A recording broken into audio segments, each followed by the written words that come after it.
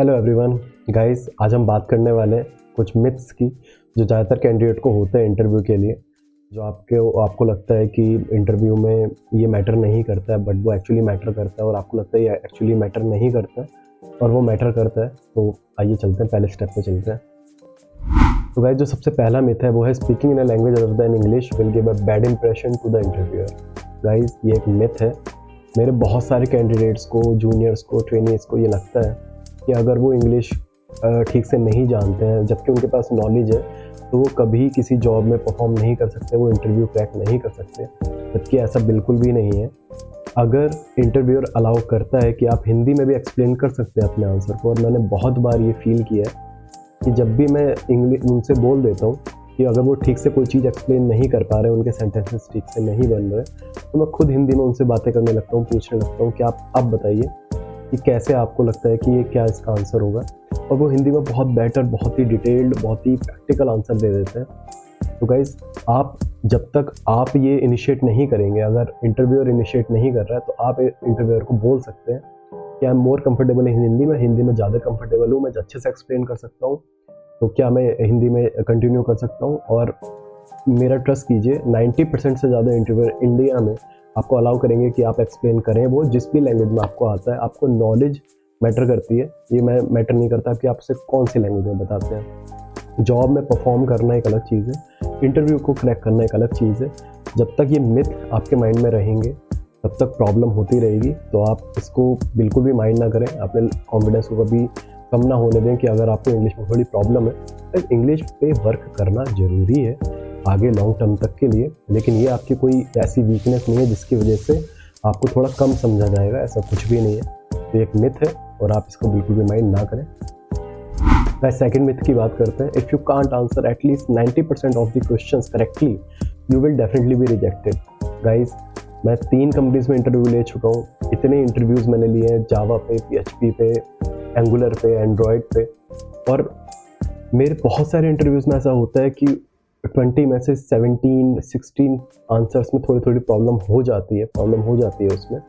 But तब भी मैं उसकी प्रैक्टिकल नॉलेज के बेस पे, उसके पोटेंशियल के बेस पे, उसकी बेसिक के बेस पे उसको सिलेक्ट कर लेता हूँ, और वो आज तक रॉन्ग डिसीजन साबित नहीं हुआ है। तो गाइज, ऐसा बिल्कुल भी नहीं है। ये कोई ऐसा क्विज़ नहीं है कि जिसको आपको सारे आंसर देना है, नहीं तो नेगेटिव मार्किंग हो जाएगी। आप हो सकता है कि एट द पॉइंट आपको वो रिकॉल ना हो रहा हो या कोई प्रॉब्लम हो। हम ह्यूमन हैं, हम सबकी कुछ ना कुछ प्रॉब्लम होती है अराउंड। किसी दिन नहीं आंसर्स याद आते हैं, कभी आप नर्वस हो जाते हैं। तो ऐसा बिल्कुल भी नहीं है। आप बस इंटरव्यू में बने रहिए, आप सुनिए क्वेश्चन क्या पूछा जा रहा है, आंसर देने का ट्राई कीजिए। इवन अगर आपके आंसर्स कुछ गलत हो जाते हैं या फिर आंसर आपको नहीं आए हैं, आपको बस कंटिन्यू करते रहना है और इंटरव्यू में आंसर देते रहना है। आप अपना बेस्ट देते रहिए। इवन आपके 90% से ज़्यादा क्वेश्चन चाहे गलत ही हो गए हो, लेकिन आप कॉन्फिडेंटली आंसर देते रहिए। कभी भी उसको मिथ को माइंड में लेके और लो फील ना करें आप, है ना। थर्ड मिथ पे चलते हैं। You need to know too many technologies in order to be a good candidate. Guys, बहुत सारे कैंडिडेट से मिस्टेक करते हैं कि वो CV में इतनी सारी प्रोग्रामिंग लैंग्वेज लिख देते हैं, इतने सारे टूल्स लिख देते हैं जिन पे उन्होंने ठीक से वर्क भी नहीं किया होता है। बट उन्हें लगता है कि CV में ये लिख देंगे तो बहुत ज़्यादा अच्छा इंप्रेशन पड़ेगा और हमारे चांसेस बढ़ जाएंगे और हमें अच्छा कैंडिडेट माना जाएगा। बट ऐसा बिल्कुल भी नहीं है गाइज। जो आपको अच्छी तरह से आता है, जिस पे आपने वर्क किया है, सिर्फ उन्हीं टेक्नोलॉजीज़ को आप CV में मेंशन करें।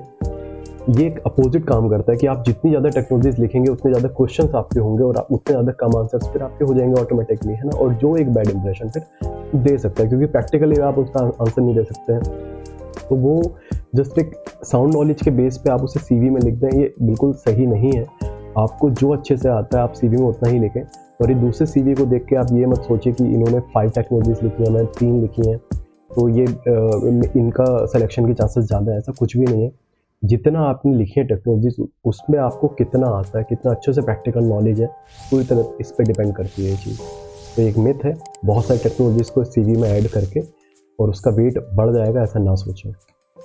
आज नेक्स्ट मिथ पे चलते हैं। It's not important to research on the company और the position before the interview. Guys, हमेशा एक बहुत पहले से मिथ चला आ रहा है कि आप जब भी इंटरव्यूअर पूछे कि आपको कोई क्वेश्चन है तो आप कंपनी के बारे में पूछें, आप ये पूछें।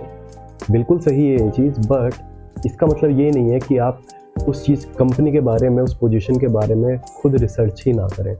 आपको ज़रूर अपनी इंटरव्यू प्रिपरेशन में ये इंक्लूड करना चाहिए कि आप कंपनी के बारे में थोड़ा पता करें, क्या रोल आपको मिलने वाला है उसका पता करें, क्या पोजीशन है, क्या डेजिग्नेशन, किस तरह से कंपनी वर्क करती है, क्या टेक्नोलॉजीज वर्क करती है। तो ये प्रिपरेशन इंटरव्यू थोड़ा सा टाइम इसके लिए भी आप ज़रूर निकालें कि आप थोड़ा रिसर्च भी करें, ये काफ़ी इंपॉर्टेंट है। गाइस नेक्स्ट मिथ पे चलते हैं। The interview is the competition or a quiz you should try to win at all cost। Guys मैंने बहुत सारे कैंडिडेट्स को देखा है कि वो बहुत ज़्यादा अग्रेसिव हो जाते हैं कि और बहुत ज़्यादा खुद से कंफ्यूज स्टेट में खुद को ले आते हैं आंसर देते देते, क्योंकि उन्हें लगता है कि इंटरव्यू में अगर कोई भी क्वेश्चन पूछा जा रहा है किसी भी तरह से आंसर देना, चाहे वो इंटरव्यूअर को इंटरप्ट ही कर दें, ओवर टॉक करें उस पर। तो ये सब चीज़ें नहीं करनी है, ये एक मिथ है। आपको इस तरह से डील नहीं करना होता है। इंटरव्यू कोई क्विज नहीं है जस्ट जिसमें आपको हर एक आंसर किसी न किसी तरह बस दे ही देना, चाहे वो सही हो या गलत हो। ऐसा कुछ भी नहीं है कि अटेम्प्ट करने करना है। आपको ऑनेस्टली बताना है कि मुझे इस पे इतना पता है और फिर आपको आंसर देना है। आपको उसमें अग्रेसिव होने की कोई नीड नहीं है, उसमें आपको कोई सैड फील होने की नीड नहीं है, उसमें आपको इंटरप्ट करने की नीड नहीं है इंटरव्यूअर को कि आपको आप इंटरव्यू दूसरा क्वेश्चन पूछ चुका है, आपको पिछले क्वेश्चन का कुछ और याद आ गया है जो पिछला आप आंसर दे रहे हो, तो आप फिर से उसे ऐड करने के लिए जा रहे हैं। तो इतना अग्रेसिव, इतना परेशान होने की नीड नहीं है। रिलैक्स माइंड से अच्छी तरह से आंसर दें। जब कंप्लीट हो जाए तो आप नेक्स्ट क्वेश्चन पे मूव कर जाएं। जैसे इंटरव्यू के साथ आप बने रहिए, इंटरव्यू का साथ दीजिए। इंटरव्यूअर का पूरा फोकस ये होता है कि वो किस तरह आपको सेलेक्ट करे, तो उसकी हेल्प करें इंटरव्यूअर की कि वो आपको सेलेक्ट कर सके। Guys, next myth है, if you don't get the job, it's because you are not good enough and you should give up on your career goals। मैंने बहुत सारे कैंडिडेट्स को देखा है कि इंटरव्यू में रिजेक्ट होने के बाद, 1 या 2 इंटरव्यू रिजेक्ट होने के बाद वो बिल्कुल इंटरव्यू देना बंद कर देते हैं, बहुत सैड हो जाते हैं, डिप्रेस्ड हो जाते हैं। ऐसा बिल्कुल भी नहीं है। आपको हमेशा इस तरह सोचना चाहिए कि अगर आप इंटरव्यूज देना जस्ट पहली बार स्टार्ट कर रहे हैं तो 5 to 10 इंटरव्यूज़ तो आप ऐसे रख सकते हैं कि अगर वो उसमें आप फेल हो भी जाते हैं तो आप उससे लर्न कीजिए और फिर नेक्स्ट इंटरव्यू में उस चीज़ को क्रैक कीजिए। तो आपको बिल्कुल भी इस तरह से डिमोटिवेट होने की नीड नहीं है अगर आप इंटरव्यू में रिजेक्ट भी हो जाते हैं।